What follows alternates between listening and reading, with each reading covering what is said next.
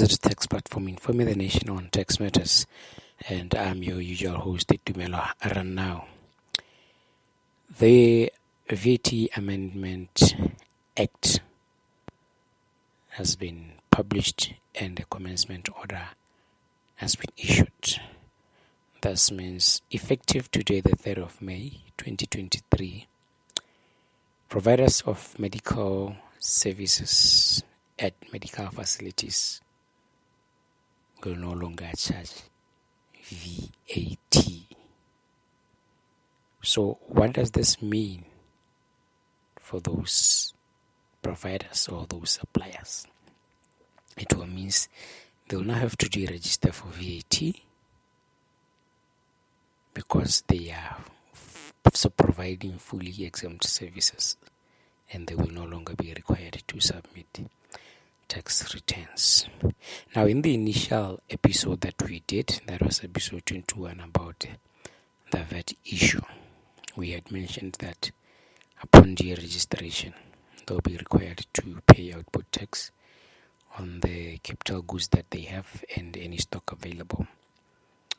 The minister has since inserted a clause that exempts these suppliers from such requirements. So it means if you are a medical service provider, you'll just deregister and with no expectation to pay anything. So this was to try to compensate these service providers and incentivize them, as now their goods will be exempt, not to run out of cash, because the section that deems them to be supplying actually deems it at market value, which was going to be significantly heavy and hit their pockets deeply. So this clause was specifically crafted for these suppliers so that they are not adversely affected. Now, some have been asking, what does it mean for our medical aid subscriptions? Does it mean that they will also reduce? No. Remember that medical aid societies do not pay VAT.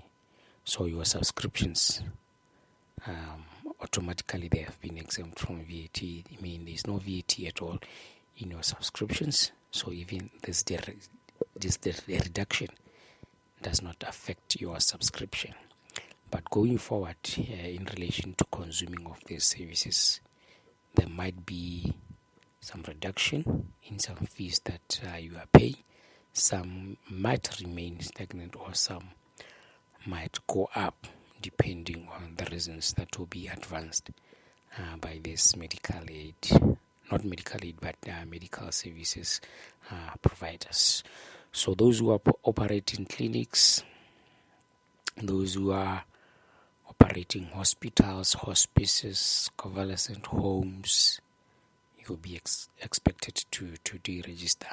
So a pharmacy that is part of a hospital or a clinic means their tablets, medicine that they'll be providing will now be exempt from VAT.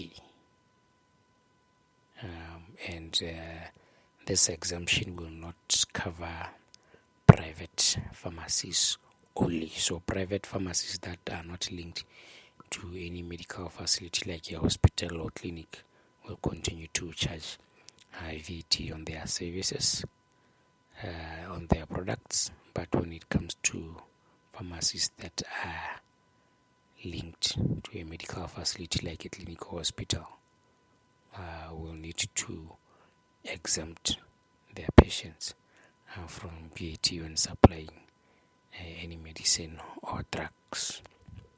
Remember, this was the text platform. We are available across all your favorite podcast platforms: Apple Podcasts, Google Podcasts, Spotify, and all those other platforms. Enjoy and have a good day.